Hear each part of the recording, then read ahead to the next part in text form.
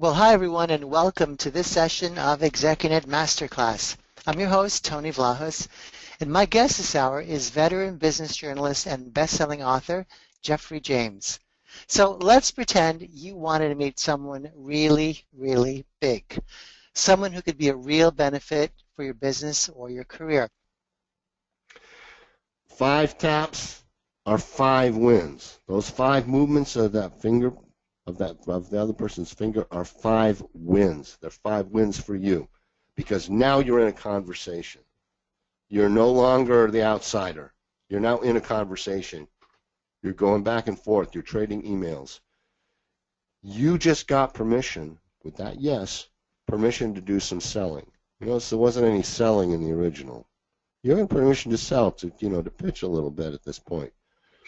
You also got whitelisted on that person's spam filter. So because they responded back, pretty much from now on your emails are going to get through. You're not going to get caught up in some place where you'll disappear. That's a win, definitely. You also got your first yes, and as anyone in sales knows, there's such a thing as momentum. And when you get your first yes, that's moving towards future yeses. So you've just coaxed out a yes, which is a great way to start a relationship if you're selling or trying to convince someone to do something. And as I say, you're building relationship momentum. You're moving forward. So by asking for the minimum, you get the maximum. Whereas if you ask for a big thing, like many emails of this sort tend to do, they say, well, look at this hour-long demo video and read this white paper and then call back to me and make a half-hour appointment. No one's going to do any of that. Now later on, once you get back and forth going, you got a conversation, it might be logical for you to suggest a meeting, or it might be sensible to say, oh, here's a video you might want to look at. But the main thing is to get into a conversation. Does it work? Yeah, it does work. Just applying that principle has gotten people, I know, these are tweets that have happened as a result of when I've written about this in my blog. Yeah, it works. I did it right away, got a response within an hour. Yes, this does work. But I have to emphasize it's only part of the system. I'm just talking about this little piece of it. You also have to, just important, and as important, is finding out what the VIP wants so you can target it correctly, and then being able to transition it to a meeting and close on the. We are getting lots of questions, of course, and as we look at the 3 components that you outlined, so again, to repeat, finding out what a VIP wants and showing how you can help, and then asking a yes or no question. Most of the questions early on are about something fundamental or before all that, which is actually gaining a referral. And to put it differently, meeting someone who is well enough connected to a VIP so that they can introduce you and give you their email. Do you have any thoughts on, or can you share how you do that? Because you're not suddenly formed and know everybody. Of course, you meet people through people. Can you share with us how you've done that?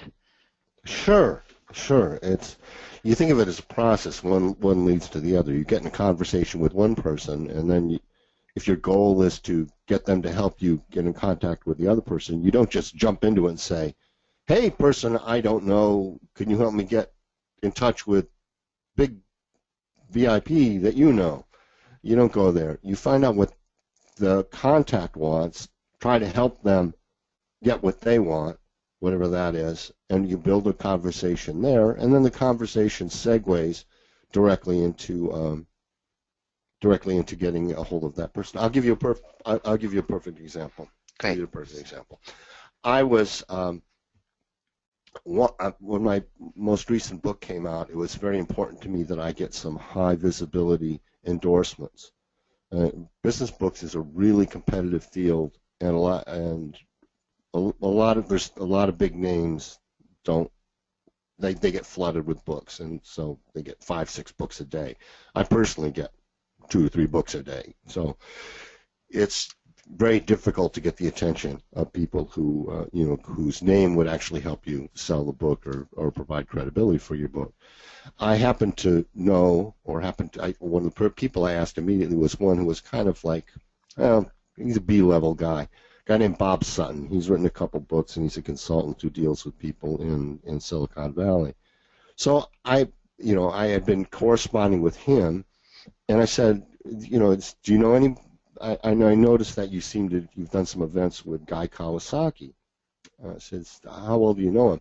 Oh, and he said, oh yeah, I know him. Yeah, we have dinner as family sometimes, stuff like that. Like he knows him personally.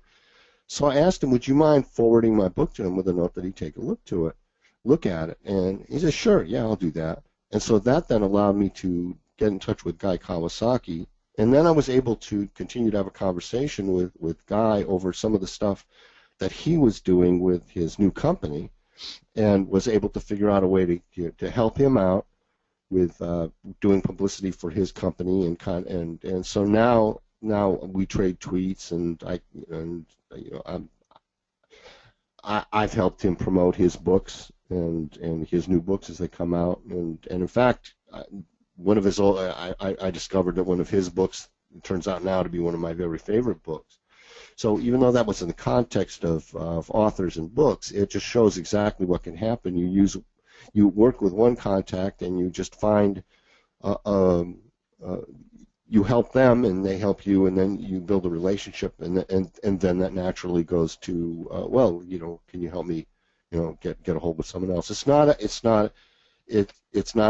a super quick process, but it's not a super slow process either. I'd say that whole thing from originally contacting Bob to finally getting the attention of Guy Kawasaki was about 3 weeks. So it wasn't like it took a little patience, but it wasn't like it took years or anything like that. Sure. So you just build your relationships like that. You get in conversations with people using the insider system, and then those naturally turn into other conversations with other people.